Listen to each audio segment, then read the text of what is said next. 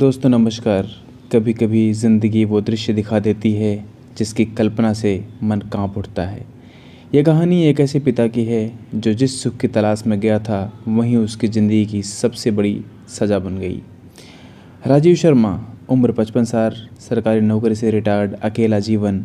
बीवी का देहांत हुए कई साल बीत चुके थे और बेटी रिया MBA करने के लिए दिल्ली चली गई थी। एक शाम पुराने दोस्तों ने मजाक किया, अरे राजू, अब तो अकेले ही हो, थोड़ा जी लो, चलो एक जगह ले चलता हूँ, ब्लिस स्पा, दुनिया बदल जाएगी तुम्हारी। राजीव तो पहले हिचकिचाया, बोला 50 साल से ज़्यादा की उम्र है, अब क्या ही कर सकता हूँ। फिर भी अकेलेपन ने उसे वहाँ खींच लिया। दोस्तों से बिना बताए धीरे धीरे वो प्लान करने की सोचने लगता है।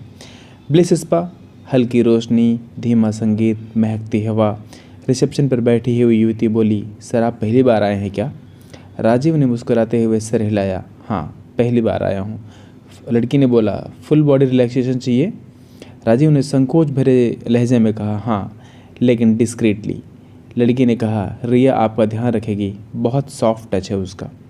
राजीव चौंका नहीं। रिया नाम आम था, उसकी बेटी का भी नाम रिया था, लेकिन ये नाम समाज में आम है, इसलिए राजीव को लगा कोई भी रिया हो सकती है। कमरे में मंद मंद रोशनी। राजीव ने खुद को टॉवल से ढकते हुए बिस्तर पर उल्टा लेट दिया। उल्टा लेटने के बाद समझ रहे हैं आप कि उसका सर नीचे की तरफ हो गया और धीरे धीरे उसको आहट होने लगा कि कमरे में कोई आ चुका है जो स्पा देने के लिए तैयार है। एक लड़की ने धीरे से कहा, सर रिलैक्स हो जाइए, मैं शुरू करती हूँ। जैसे ही स्पर्श शुरू हुआ, राजीव को लगा कुछ जाना पहचाना है, नर्म पर अंदर तक झकझोरने वाला। आंखें बंद थी पर मन में तूफान उठ रहा था कि ये स्पर्श मैं पहचानता हूँ। फिर लड़की की आवाज़ आई, पापा आप? राजीव ने झटपट से पलट कर देखा तो उसके होश उड़ गए। सामने उसकी अपनी बेटी रिया खड़ी थी, कांपती हुई। उसके होठों से सिर्फ यही निकला, पापा आप और यहाँ? कमरे में एक सन्नाटा था, एक ऐसा सन्नाटा जिसको रोकने की हिम्मत ना ही राजीव में थी ना ही उसकी बेटी में। राजीव के होठ सूख गए, गला रुक गया। उसने धीरे धीरे बोला, रिया ये क्या, तुम और यहाँ पर? रिया के आंसू से झरझर आंसू बहने लगे। रिया ने बोला, हाँ पापा, मैं यहीं काम करती हूँ। मैंने आपको गलत बताया था कि मैं कोई जॉब करती हूँ। क्लासेस के बाद रात में, क्योंकि आपकी भेजे पैसों से आखिरी किस्त 6 महीने पहले आई थी। 6 महीने से लेकर आज तक आपने एक भी पैसे नहीं भेजे।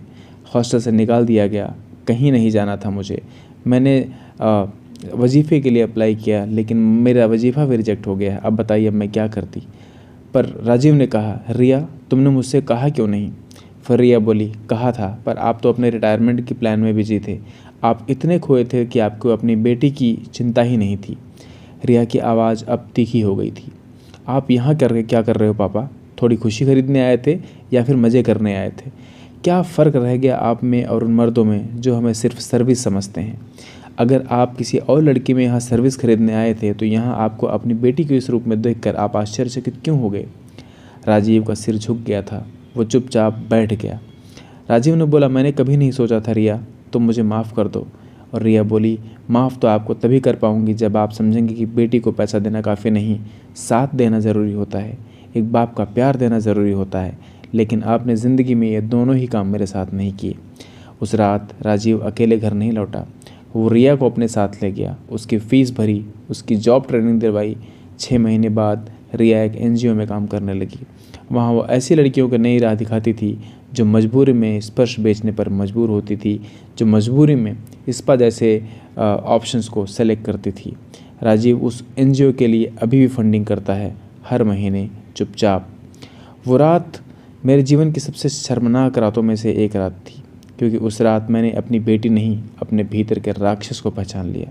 राजीव वर्मा ने इस हेडिंग के साथ एक इंटरव्यू दिया और खुलेआम स्वीकार किया कि ज़िंदगी में वे जितने भी माँ बाप हैं, अगर वो अपने बच्चों को प्यार नहीं करते, उनका केयर नहीं करते, तो अगर बच्चे किसी गलत राह पर जाते हैं तो माँ बाप को अपने बच्चों का टोकने का कोई अधिकार नहीं बनता। इसलिए अपने बच्चों के साथ उन पे अफेक्शन दिखाइए, उनका केयर कीजिए, उनको आगे बढ़ने में मदद कीजिए।